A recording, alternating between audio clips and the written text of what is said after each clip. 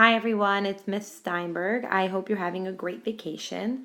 I wanted to teach and learn about the mitzvah of kibud av v'em. So, over vacation, you're going to be spending more time with your parents, perhaps more than you would during a school week, and I thought it would be a nice idea to discuss what it means to respect your parents and what it means to keep this mitzvah. We're going to learn two psukim which teach us about the mitzvah of respecting our parents. So let's look at this first one in Shmot Perek Chaf Pasuk Yud Gimel, which is from Parshat Yitro from a few weeks ago. Kaved et avicha v'yatimecha, honor or respect your father and your mother, laman yarichun yamecha, in order to lengthen your days al adama, on the land, asher Hashem Elokecha noten lach, which God has given us. So here is one tzivoy, kaved et avicha v'yatimecha, as I bolded, that's going to be our focus in this pasuk. Now let's read from Parshat Kedoshim, Sefer Vayikra, Perek Yotet.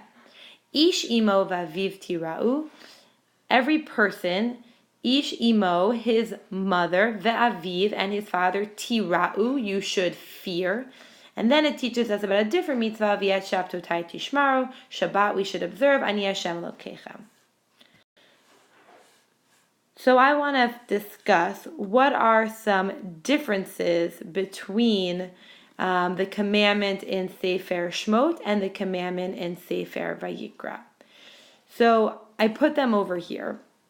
One difference is in Shmot, it teaches us that we should kaved, we should honor our parents.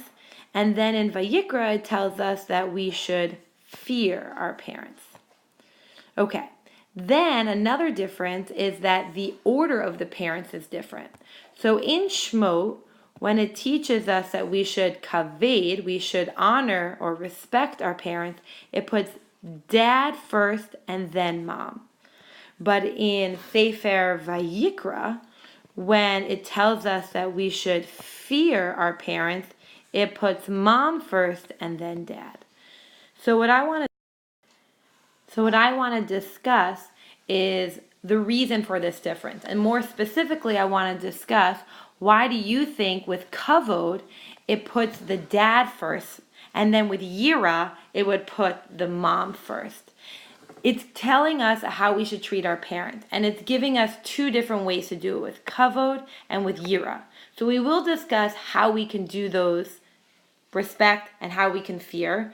But why with kavod put dad and with yira put mom first? So here's a Rashi we're going to learn together.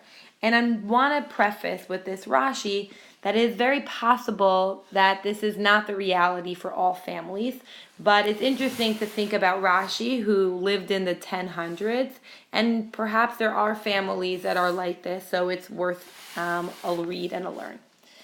Okay, Dibra Matchil, Ish imo v'aviv tira'u. Your mother and your father you should fear. Kan hikdim aim la'av. Here, the mother precedes the father. Lefi shegaloy lefanav, shehaben yira et aviv yoter me'imo. So Rashi says this is telling us that a child is more likely to fear his father more than his mother. V'kavod hikdim av la'aim. But when we were learning about kaved et avicha v'yatimecha back in Yitro, when it was teaching us to respect our parents, it puts father before mother. Why? Lefisha galoy lefanav shehaben mechabed imo yoter me'aviv. Because a child is more likely to respect his mother than his father. Why? Mipnei shemishtadlato bidvarim.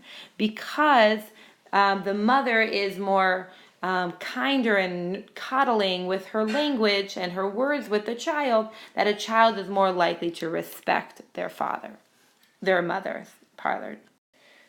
So here I summarize it. With kavod, we would naturally respect our mom.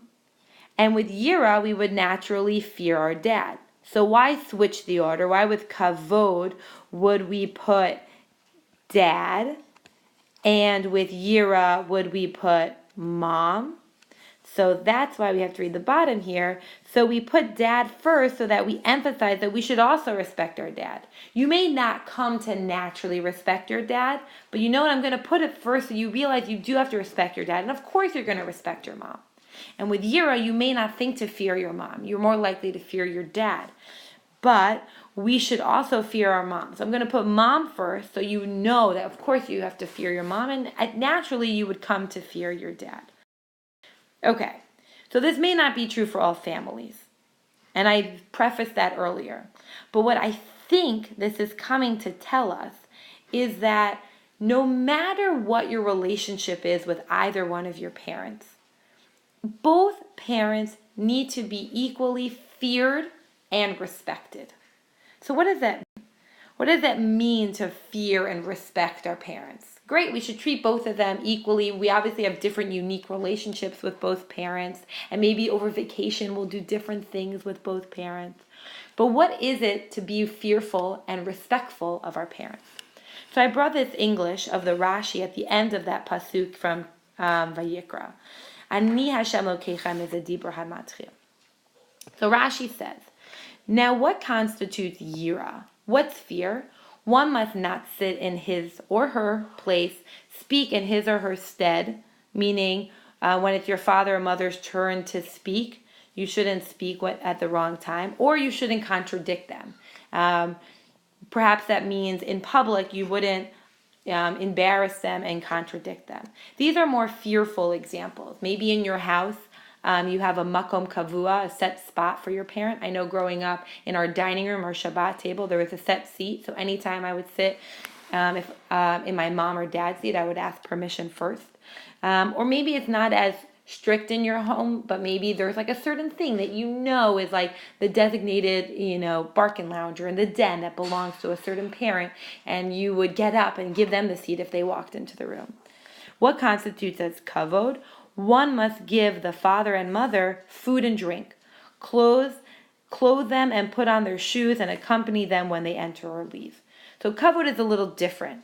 Also note that yira is things that we're not doing versus kavod is things that we are doing.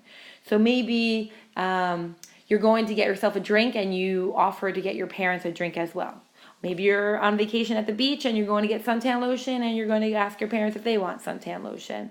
Maybe you left your flip-flops back in the cabana and you're asking them if they need their shoes. Accompanying them when they enter or leave. Maybe when your dad or mom gets home from work or something, you greet them or you get excited, you acknowledge their presence in the room. Sometimes I find my own kids staring at the iPad.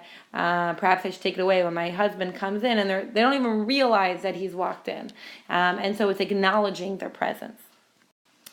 So the Torah wants us to realize that we have to treat both sets of parents equally and respectfully and fearfully.